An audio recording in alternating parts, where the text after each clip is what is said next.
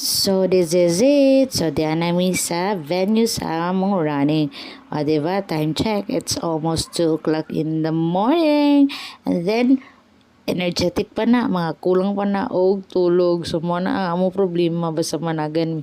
Kuwang mig tulog. Pero, okay na gyapon. At least matima man mi. Then, after, matug og balik. So, kini diring napita padong na day mi sa among bilinan sa bag. So, na may ibilin nga bag, kay tungod gay na di ang mga bado nga among suluton after mi mo dagan. So, daday mi kauban nga Tinkerbell. So, mo na siya. Gusto niya mo mag-costume. So, diya padong na mi sa starting line. So, mo na siya siguro mga 500 meters may naglakaw din ng dapita padong dito kay nga to pa siya dapit sa Ocean Park o diba unahan pa jud siya so mo to dito ang starting line so man siya walking o diba nag-enjoy ra gyapon mi very energetic pa ang mga person dihang dapita so ayaw mo worry kay kaya ra ni namo kay nag-training ni sila ako ra gali ang walay training so man siya nagsugod na o diba so mo na siya ang buhat namo na o diba wala pa dai mi kaabot so padong pa lang mi so bongga og outfit si Ma'am Alice kay pa silver siya nga saya o diba 59 years old na.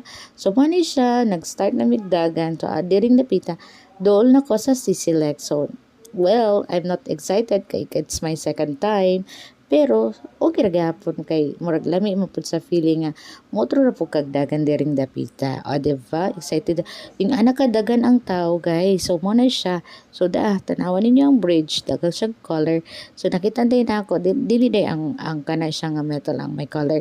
Ash actually ang may color ang iyang light na dadi sa ubos so diba dito na ko na found it nga okay mo din siya mo din ang restaurant nga may mga color siya so mana siya so di ana tanatag buntag diring dapita agoy gikan alas 3 pa dong alas 6 pa ni siya mga I think mga 6:10 pa ni siya nag-decide kong video kay hayag na ang tanan o diba dili nang ngit so mo na paniguro dayo og dagan so naniguro na ko diring dagan kay tungod nabiyan ako sa ako mga kauban pero enjoy lang gihapon kay kabalo ka na kung dili nin mo tibakon what time medal pero bitaw no enjoy ra gud gyapon pero during this run daghan ako mabatian sa akong mga co-runners so nanay uban di pangkapoy na nay uban nagbaktas na nay uban gisakitan na sa tiil pero go pa rin kay kailangan matima ang 21 kilometers half marathon o diba so dining napita doon na kayo ko kay hapit na jud ko sa finish line